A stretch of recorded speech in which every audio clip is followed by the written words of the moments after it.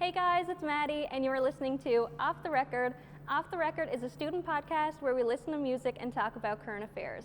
Our first guest is Tyler Humby, and he's going to be singing Love Comes in Threes.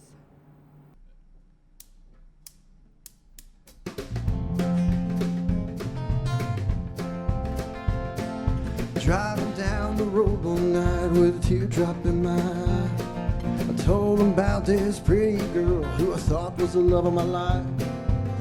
He said, I know you've been through heartbreak and I know you're not at ease, but let me tell you one thing, son, love comes in threes.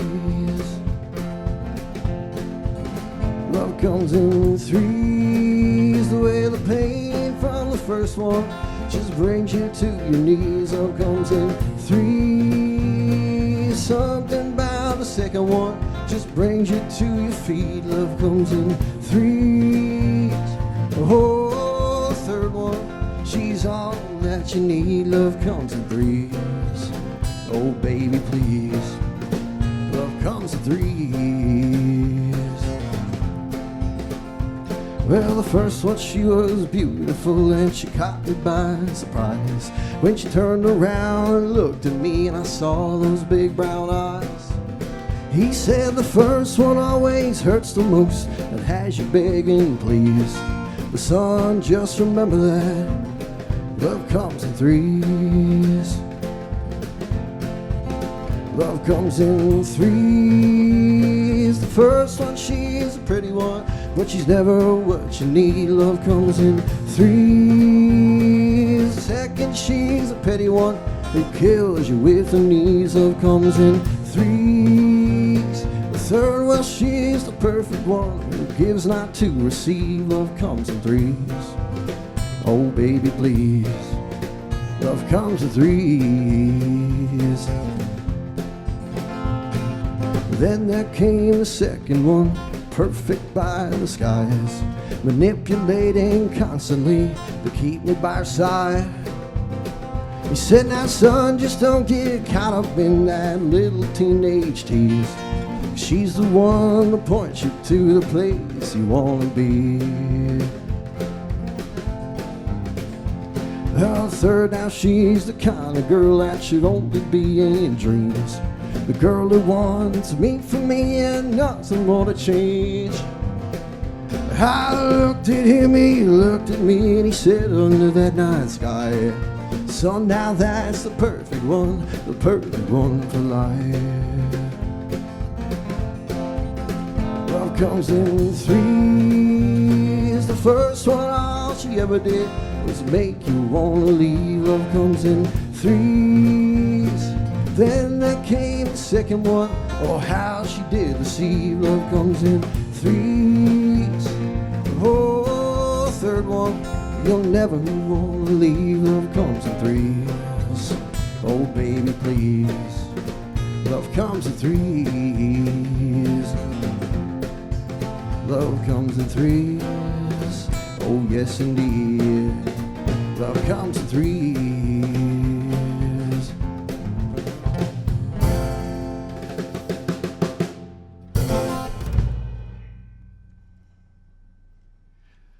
An original mine called Love Comes in Threes. Thank you very much, Griffin. Your services are no longer needed. The next tune I got for you is, I think it's the first tune I ever co-wrote. It's a tune about the kind of the political climate of the world. A tune called Just a Human.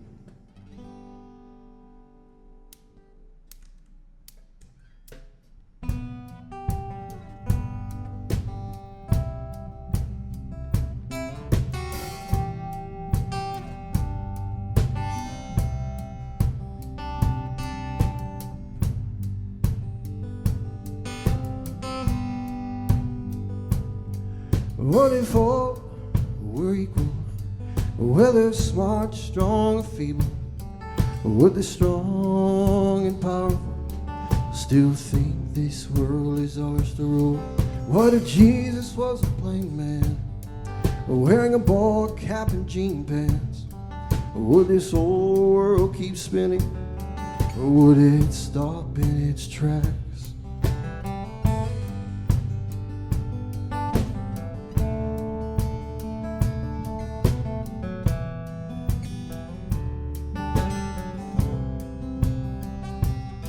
would we drown in sorrows, floating gently down the narrows between the banks of all the people, thinking that money makes all of our rules. If we took away the jewelry and all of money's tomfoolery, would we finally see all the human flaws in a shaky, fragile frame? Strip away all the complexities, then you see the high and mighty drop down to their knees. When you think you have it all, you're just a human after all.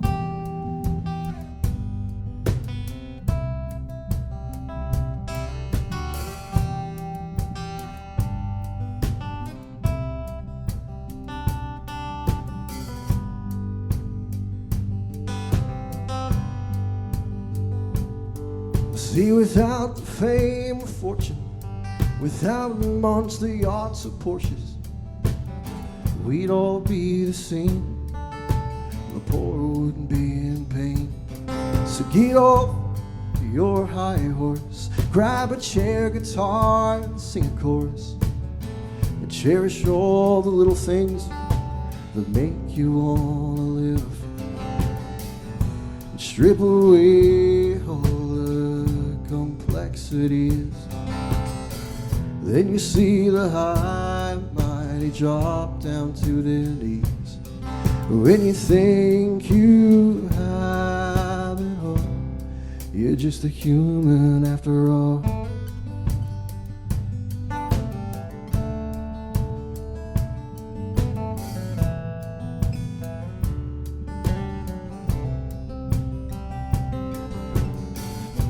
Strip away all the complexities, then you see the high mighty drop down to their knees. When you think you have it all, you're just a human after all. You're just a human after all. A human after all.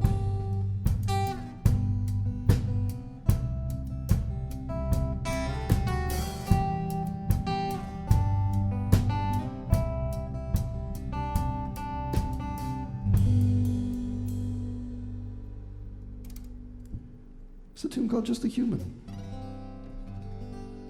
Last tune I got for you, thank you guys, my wonderful band. The last tune I got for you guys is actually my debut single that I released about a year ago, called The Caribou. It's a little historical fiction tune about a boat that sank probably 84 years ago.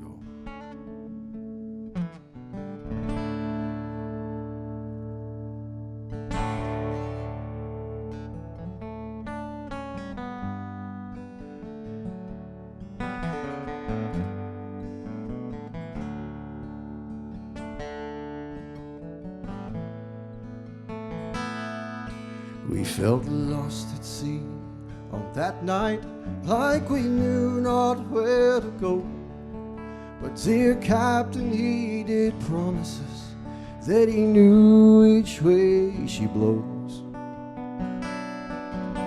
That night it was a rocky one, but I had Jenny right next to me. I was yet to see the mystery strike the waves of the sea. Caribou, caribou, what have you done to me? I came to you so innocent, but you took everything from me. Caribou, caribou, I know it's not your fault, but my last words to say to you is I wish this pain would halt.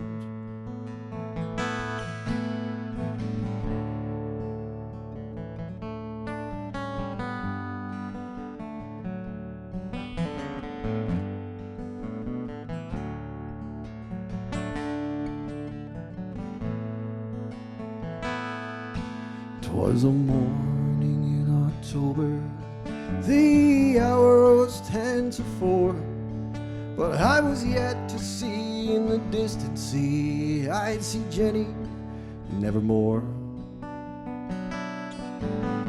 With a crashing blow that woke us, we were quickly in a rush, but sadly we were swept to sea, not by water, but a push. Caribou, caribou, what have you done to me? I came to you so innocent, but you took everything from me. Caribou, caribou, I know it's not your fault, but my last words to say to you is I wish this pain would hold.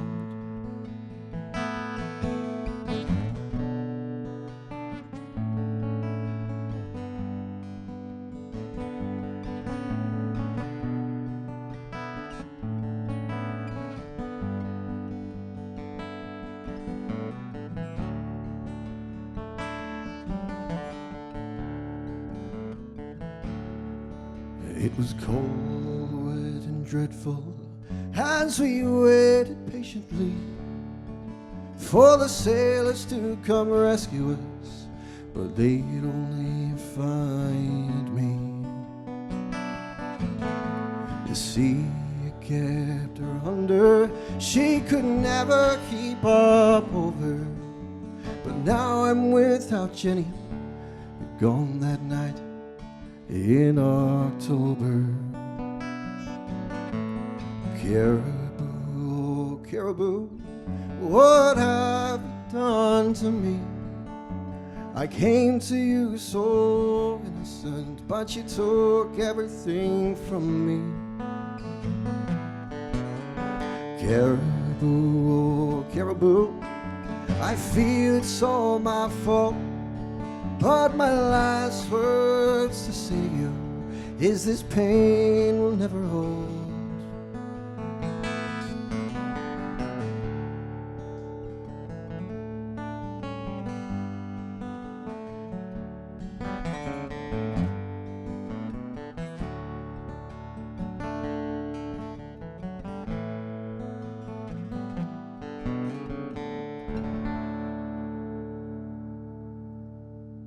It's a tune of mine called The Caribou.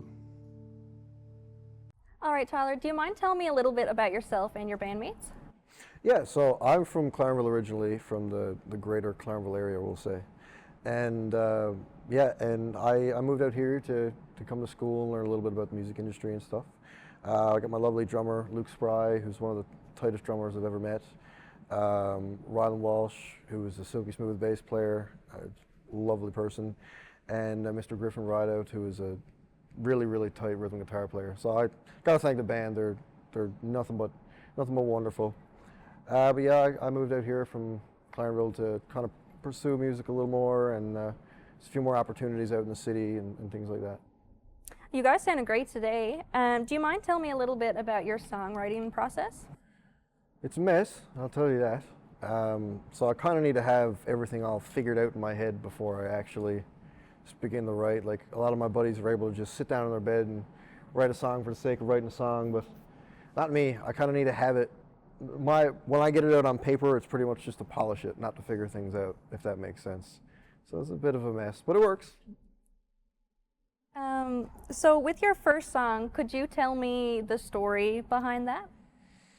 Yeah, so it's a funny story, really. So a few years ago, I was going through a rough patch with an ex-companion of mine, and I was driving down, was coming up from down the shore with my father, and he said, "Tyler boy, you know, it all comes in threes, eh? The first one, you're looking through rose-colored glasses. The first one is, you know, you think she's pretty and everything like that, but never works out. The second one is usually pretty petty and kind of manipulative, and is not really the one for you. But the third one, that's where it's at. That's the one you got to keep." I was like, "Oh yeah," and it played in my mind for a few weeks until I was kind of like, you know what, this could make a good song. It's the first ever song I wrote really, And but yeah, that's kind of the little story behind how the idea popped into my head. That's a pretty funny story.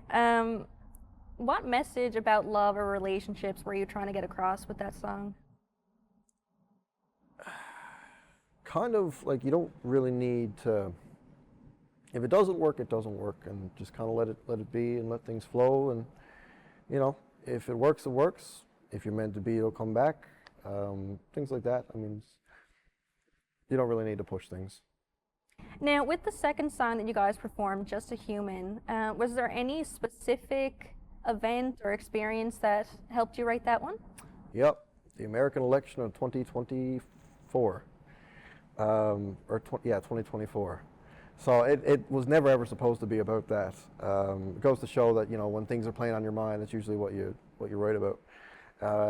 It was the first time I ever was supposed to co-write with anybody, so I went over to my buddy Darcy Scott's house, who's an alumnus of here, and the election was on in the background, and the whole idea was to go over and co-write a song, and he had the start of a random verse, and I rolled onto it, and you know, we ended up only writing for about 45 minutes, and that's what was on in the background, and that was kind of what was going on in my head. And so after we watched the election, I went home and I continued to write the song, and ended up not using anything that we wrote together. But so like the line like, "What if Jesus was a plain man wearing a ball cap and jean pants?" kind of came from that. Like, you know, if once you strip away the God complex of everybody, we're all just people. We're all the same.